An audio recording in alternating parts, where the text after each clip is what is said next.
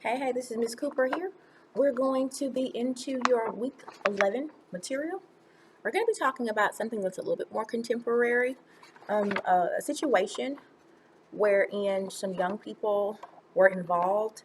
It was called Genesis 6, and it's a very interesting story. So we're going to read this article about this group of people that they called the Genesis, and we're just going to kind of see what this document has to say. So follow along, take all of your appropriate notes, and thank you for being here. So the article from the Clarion Ledger is entitled Accused of Brutal Beating, Insisting on His Innocence, Genesis 6 Defendant Now Defends Others. That's the title. So it says New Orleans, okay? Most new lawyers advocating for those in jail don't know what life behind bars is actually like. But Theo Shaw knows. He has gone from walking shackled through the halls of the Louisiana jail to walking across the stage at his new law school graduation. Many with Shaw's experience, spending about 7 months in jail for something he's always insisted he didn't do, might vow to stay as far away from the legal system as possible. But Shaw is making the law and providing counsel to marginalized people his life's work. Anytime I'm in a jail, anytime, I have to write a motion for a client. I feel myself in that situation again. So I'm always thinking about my experience and what I went through in the system, he said during a recent interview. Shaw was one of the 6 black students from the small town of Jenna in central Louisiana who were arrested in 2006, underline 2006, and charged with attempted murder in the beating of a white student at their high school. The case of the Jenna 6 triggered a national outcry and became a rallying point for the black community, outraged at the harsh treatment that could have sent the students to prison for decades.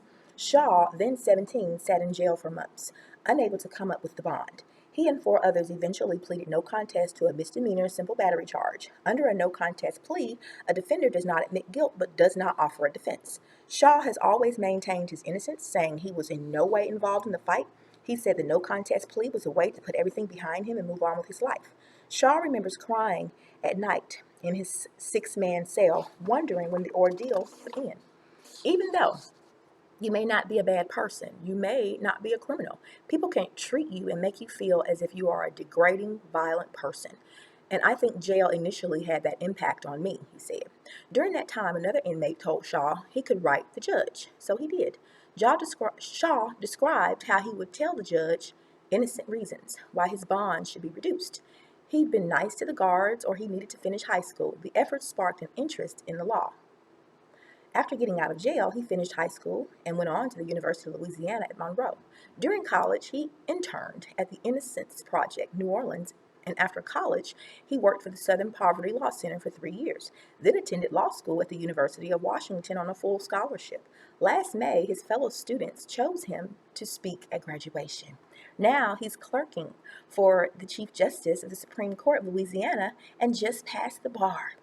Instead of allowing the trauma of this awful experience of spending 7 months in jail to send him on a downward spiral, Theo really used it as a motivation to put himself in a position where he could help others avoid the sort of injustice that was perpetuated on him, his lawyer Rob McDuff said.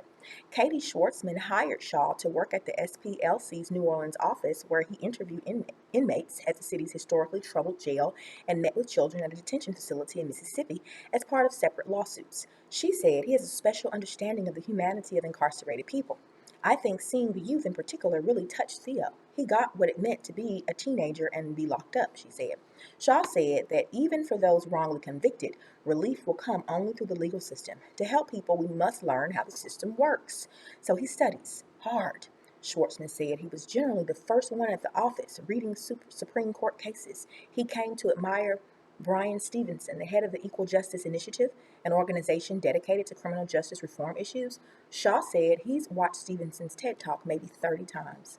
People often ask him why he wants to be a lawyer, and he can't always explain except to say it's a product of all the experiences he's been through on both sides of the jail bars.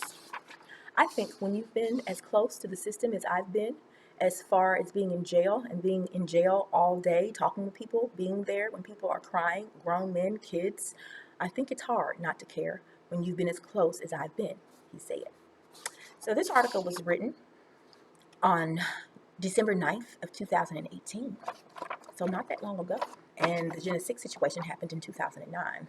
So yeah, it's really interesting. So this is your week 11, chapter 11. Thank you for being here. Thank you for listening.